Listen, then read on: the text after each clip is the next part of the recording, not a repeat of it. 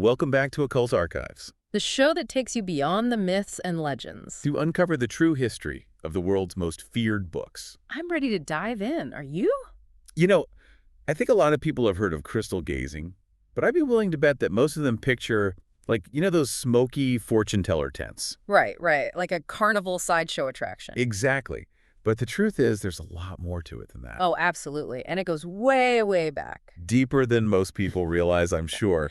And that's what we're going to be looking at today. Specifically, we'll be exploring the practice of crystal gazing and scrying, drawing on historical sources. And we have a great source to work with today. Northcote W.Thomas crystal-gazing.pdf.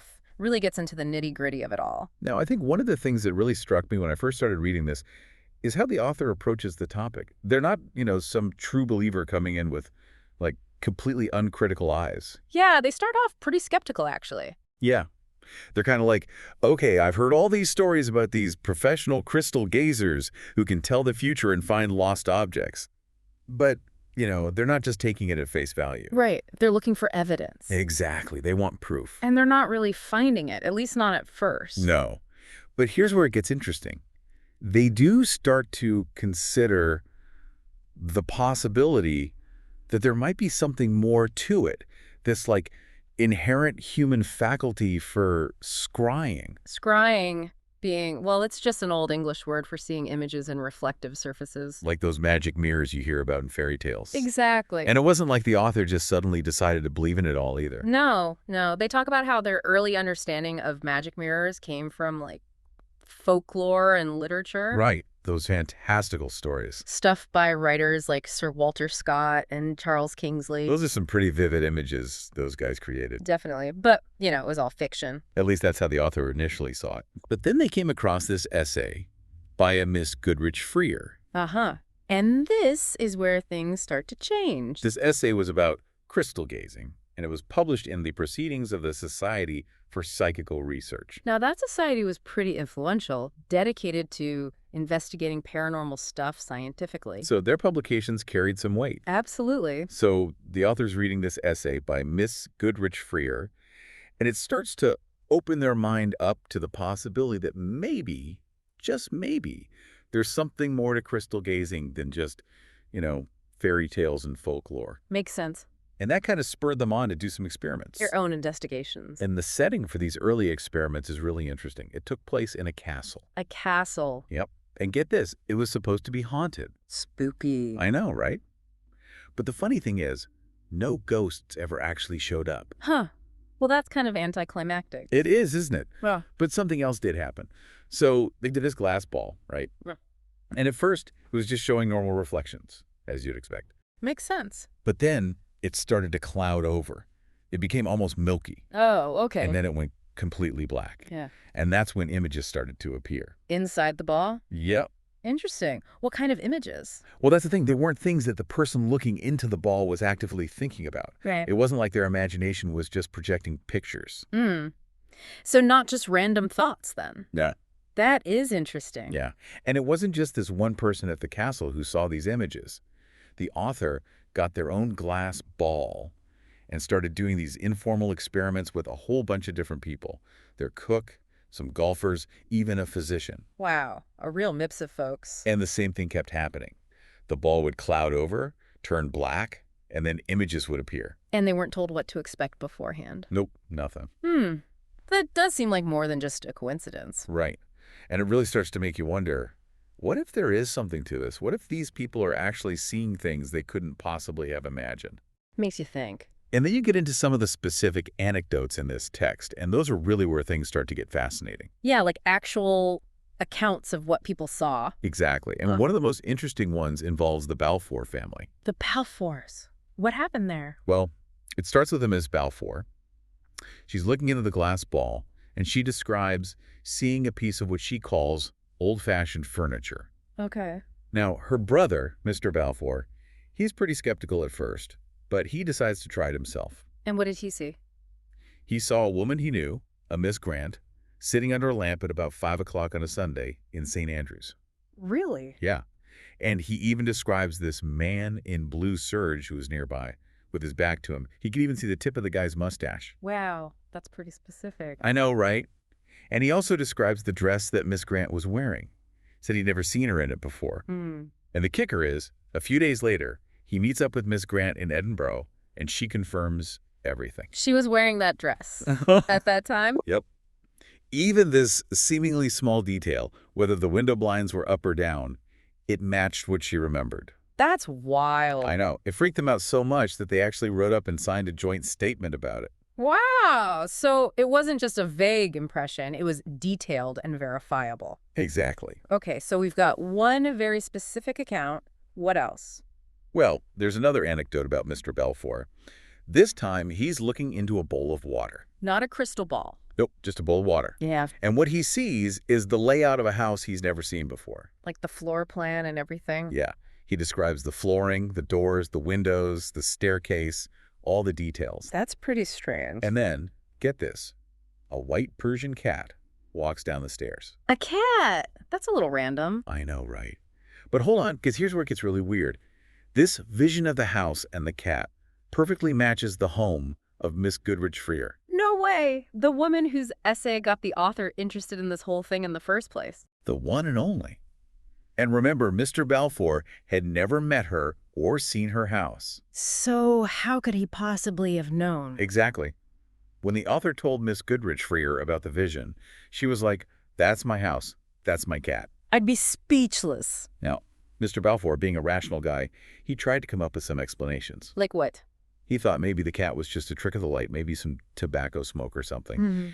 And maybe the house was just his imagination, making sense of random shapes and shadows. I guess it's possible. But as the author points out, the odds of him just randomly conjuring up such a specific and accurate image of a place he'd never seen are pretty slim. Yeah, you can't just chalk it all up to coincidence. Right. So what are we to make of this? Well, there's the skeptics argument, of course. Yeah. They might say that these so-called scryers are just making stuff up. Either consciously or unconsciously, I guess. Right.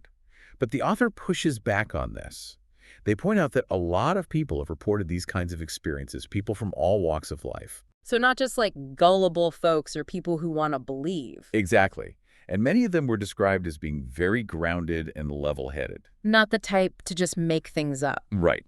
And then there's the whole imagination argument. That it's all just people's minds playing tricks on them. Yeah. But the author argues that that doesn't really explain the dynamic nature of a lot of these visions. We're not just talking about seeing static images. People report seeing things move, like skaters gliding across a frozen lake. So not just like seeing shapes in clouds then. Right. This is something different. So if it's not just imagination, what is it? Well, the author proposes that maybe these crystal visions are kind of like hypnagogic illusions. What are those? It's those weird, vivid images that some people get when they're falling asleep or waking up. Oh, yeah, I know what you mean. They can feel really real, but they're not actually part of the external world. Right. And the author thinks that maybe crystal visions are kind of similar to that. Like they're appearing externally, but they're actually originating internally. That's a really interesting idea. It is, isn't it? It opens up a whole different way of thinking about this. Now, beyond these individual anecdotes and early investigations, the author also looks at how the use of reflective surfaces for divination appears in different cultures all over the world. So this isn't just like a Western thing. Not at all. Yeah. And the author emphasizes that they're focusing on the methods used, not necessarily on whether these methods actually work. Right, just how it's done. Exactly. So what kind of methods are we talking about? Well, in West Australia, the medicine men, or boila, they would use crystals to try and see what was happening in distant places, like the progress of expeditions. So kind of like remote viewing. Yeah, I guess you could say that. Yeah. And they also used crystals for rain-making and healing. Interesting. And get this, women weren't even allowed to look at the crystals. Seriously. Yeah. And sometimes they would even use the flames of burial fires as a scrying medium. Wow. That's intense. Then you've got the Maori people in New Zealand. They would use a drop of blood as a speculum. A drop of blood. That's pretty hardcore. And it probably wasn't just them. It likely extended to other Polynesian cultures as well. That makes sense. And in Fiji, when there was a theft, the priest would gaze into a hole filled with water. They believed that a god would reflect the image of the thief in the water. So the water was like a divine mirror. Right. Then, in South America, Among the Hulichi people, you had treasure seekers who would stare into smooth black stones, hoping to get a vision that would lead them to riches. Classic treasure hunt. And at Captain Burke, he reported finding a crystal-gazing Josikid among the Apache in the United States. Wow, so it was practiced in North America too. Seems so. There are even some examples that hint at the use of suggestion, like with the Red Indian doctors. They would tell their patients to look into water, and they'd say, "You're going to see images of things that'll help you get well." Interesting. So it's not just about seeing things, but also about the power of belief and suggestion. Right. The Pawnee tribe had this custom where children would look at their reflections in a bowl of badger blood by moonlight. Badger blood. That's a new one. They were looking for omens related to life and death. Makes you wonder what they saw. It does, doesn't it? The Iroquois people used a crystal in a gourd of water to try and identify anyone who had cast a spell on them. Like to see the bewitcher's face. Yeah, something like that. Similar to practices found in the Hebrides, actually. And then, of course, you have the Yucatan diviners. They used a quartz crystal, burned copal incense, and recited magical formula. They claimed they could see the past and the future, find lost things, even diagnose illnesses. All that from a crystal. That's a lot of power. And they were apparently pretty common, too. Said to be in almost every village. And what about other parts of the Americas? Well, there's evidence that crystal gazing was also practiced in ancient Mexico and Peru among the Incas. So it really was a widespread practice. It seems that way. Moving over to Borneo, you have the Manang, or shamans in Sarawak, who used quartz crystals called batu ilan What did they use them for? to see into a patient's soul. Wow. Deep stuff. And then, on the Malay Peninsula, you have this Arab diviner who claimed he could see details about a robbery by pouring water onto paper with writing on it. That sounds like some powerful magic. But here's the thing. He initially thought he needed a child medium to do it. So like a kid with special ability. Yeah, but he later claimed he could do it himself. The local chief in that region also had a cataleptic medium who apparently had success using a divining bowl. How did that work? The bowl would move and point to the name of a thief. Seriously? Yeah. And they also used other methods in the Malay Peninsula, like looking into a candle flame or into beetle saliva in a cup. Okay, that's a little gross. I know, right? So we've covered Australia, New Zealand, Fiji, South America, North America, and Borneo. Where to next? Well, let's head over to Asia. Asia. What kind of scrying practices did they have? Well, in Japan, black boxes were supposedly used, although the details are pretty scarce. Black boxes. Mysterious. And in Siberia and eastern Russia, shamans were known to gaze into vessels, probably containing something reflective. Interesting. In China, they had this practice called Yan Kuang Fuchu. Yan Kuang Fuchu. What does that mean? It translates to the magic of the round glittering. Okay, I can see why they shortened it. It involved a boy looking at a blank piece of white paper after spells were performed. And then what? The boy would then describe a thief, even though there was no picture on the paper. Wow. So it's like they were pulling the image out of thin air. Right. But officially, this was considered imposture and was punished. But it was still pretty common, right? Yeah, especially in Pekin. There's even this story about a European in China who recovered a lost lens with the help of a local scryer. That's pretty cool. They also used other methods in China, like gazing into bowls of water or mirrors. Mirrors make sense. Yeah.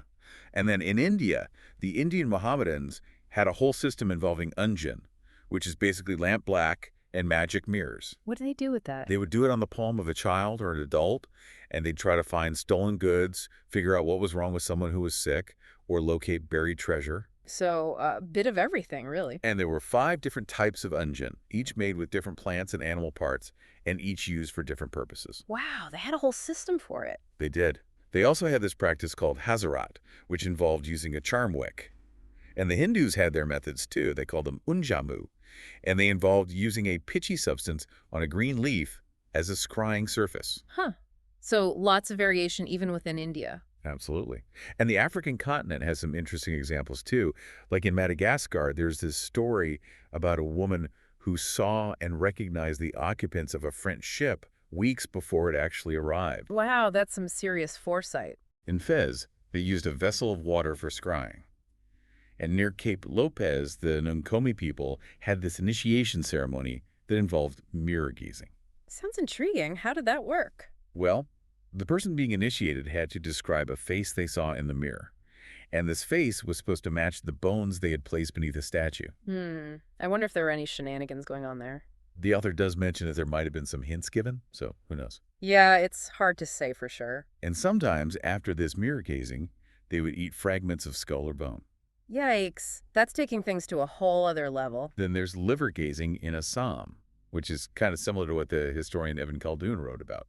Interesting. So even the way you scry can have different meanings and purposes. And we can't forget the Berbers from the time of the Greek Empire. They used a mirror in a church to investigate suspected infidelity. Ooh, scandalous. I know, right? And it didn't end well. A deacon was seen in the mirror and had his nose cut off. Yeah. And the whole thing ended with the mirror being broken and the Berbers being exterminated. Wow. That's a pretty extreme reaction. It is, isn't it? It shows how seriously people took these practices. Makes you think about the power of belief and the potential consequences. Definitely.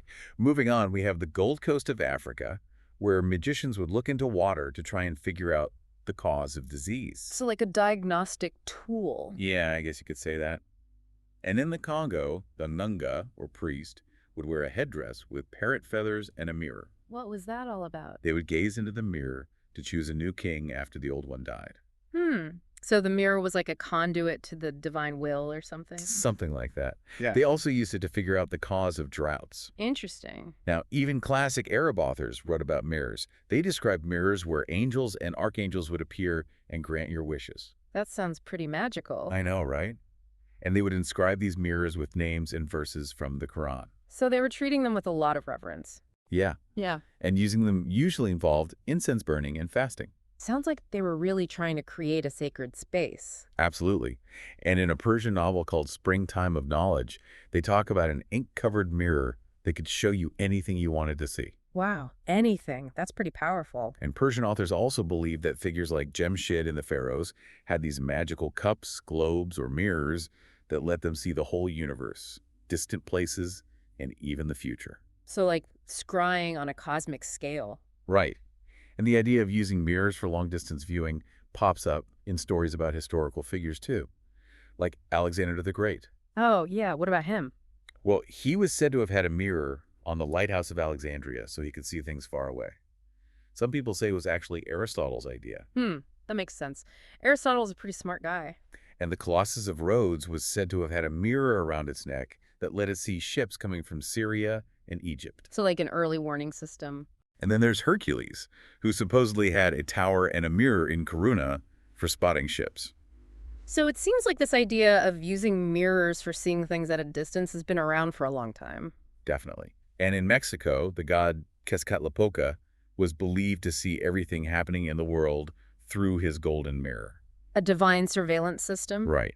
And of course, you have all those stories in European folklore and literature about magical mirrors. Like Merlin's mirror, which could show you your friends and enemies? And the mirror in Chaucer's The Squire's Tale, which could show you if your love would return and warn you about trouble. And who could forget the magic mirror in Snow White? It's really amazing how this idea of magical mirrors shows up in so many different cultures and throughout history. Definitely makes you wonder if there's something more to it than just fantasy. Now, the author also delves into some broader mirror lore, like Pythagoras' advice not to look at your reflection in a river. Oh yeah, what was that all about?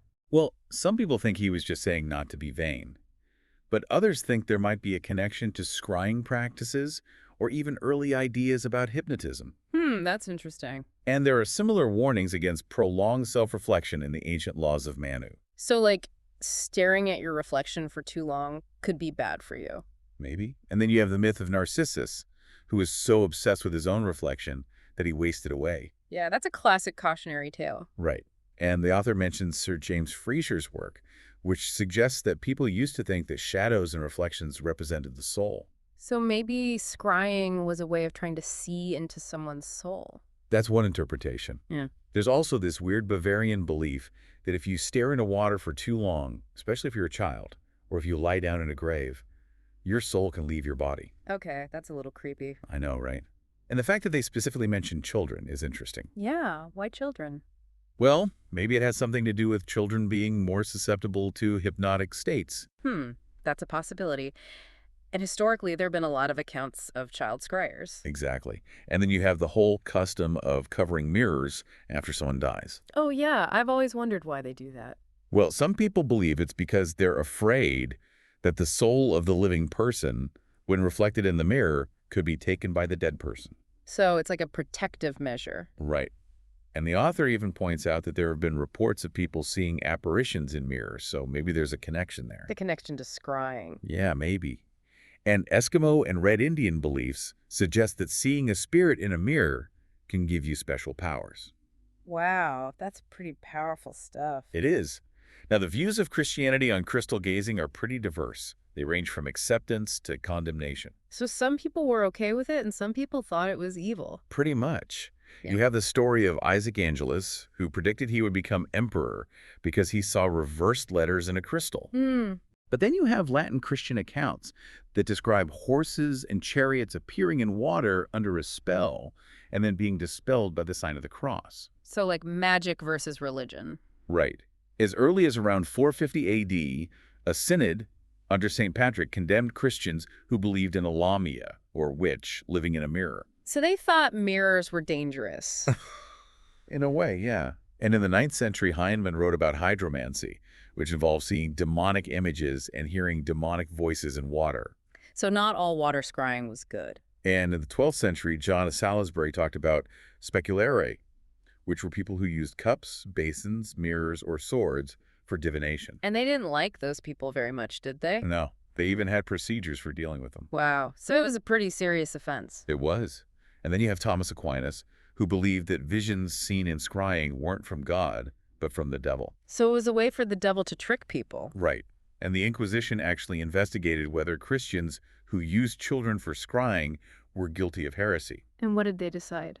They generally thought it was heretical, even if you used holy items and prayed. So they weren't taking any chances. Not at all. In 1465, a book called the Buch aller verbotenen Kunst, Book of All Forbidden Arts, put scrying under pyromancy. Pyromancy. That's divination with fire, right? Right, and they specifically mentioned using mirrors, swords, crystals, and barrels for scrying. And those objects had to be consecrated and censed. Exactly.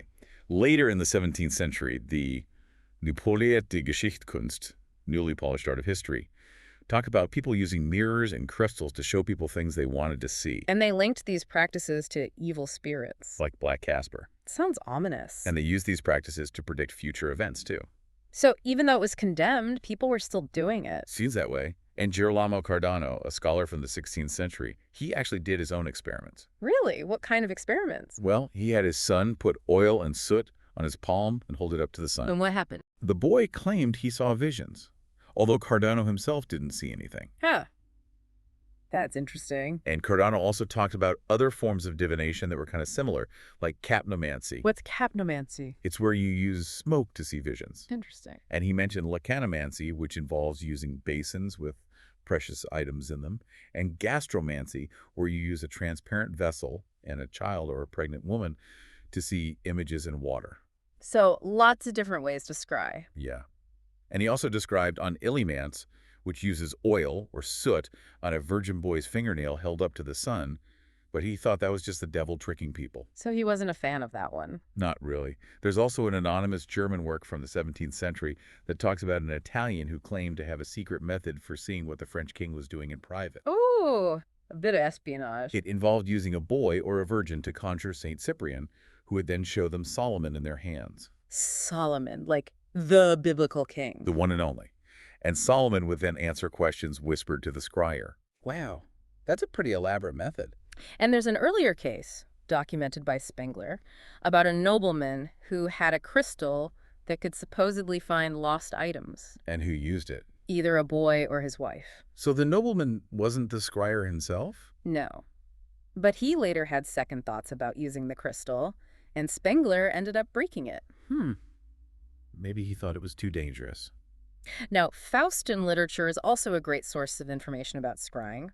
Texts like the Hollenswang compendium of hell's constraints, have all these recipes for making magical mirrors. Recipes, like with ingredients and instruction. Yeah, like for the Erdspiegel, which was used to see hidden treasures, you had to do these complicated rituals on Fridays, either at burials or crossroads, and you had to call on specific spirits.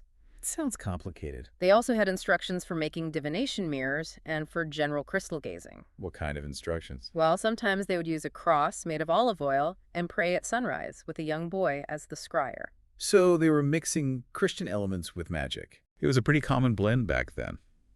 They also had ways to find thieves, often using holy water and crossed olive leaves. I wonder if those actually worked. The Hollenswang even tells you how to summon 9 aerial spirits. You had to use spring water collected under certain astrological signs, write the spirit names on parchment using various fluids, face east, burn rosewater incense, and say incantations. Wow, that's a lot of preparation. And the goal was often to ask the spirits for knowledge or power, sometimes even to bring Solomon's throne or book. So they were using scrying to communicate with spirits. Right, and there are other texts that describe how to make apparitions appear in a crystal, mirror, or even in your hand. So not just seeing things, but actually making them appear. Right, and they would often use a young boy as the scryer and whisper the names of specific spirits. And there are other examples too, like Rist, who incorporated prophecies using crystal gazing into his love stories, and Jacob Boehme, who claimed he could see into people's hearts by scrying in the cup. John Aubrey even wrote about Italian magi who could show people visions of the crucifix in the past or the future using glass. So lots of different ways to use scrying. Definitely. Now, it's thought that scrying was probably just as well known in England as it was on the continent, but there's not as much written about it until later, around the time of Dr. John Dee. Dr. Dee, wasn't he like an advisor to Queen Elizabeth I? Yeah, he was a pretty influential guy. So he was into scrying. Seems so. But there are some earlier mentions, like in a 15th century manuscript in the British Museum, and in a report from the reign of Henry VIII about a priest who had books with instructions for consecrating crystals so that children could see visions. Interesting. So it was around, but maybe people weren't writing about it as much. Right. But later on, there are more references, like in Merrick Casaubon's edition of Dr. Dee's diary and in Joseph Glanville's book, Seducismus Triumphatus. There's even an account in there of a Mr. Compton who had a vision that turned out to be true. So some people were taking it seriously. Definitely. And you have William Lilly, the astrologer, and John Aubrey, who wrote about scrying in his miscellanies. Reginald Scott also wrote about it in his book, Discovery of Witchcraft, although he was pretty skeptical. So a mix of believers and skeptics. Exactly. And in the 19th century, Lady Blessington had a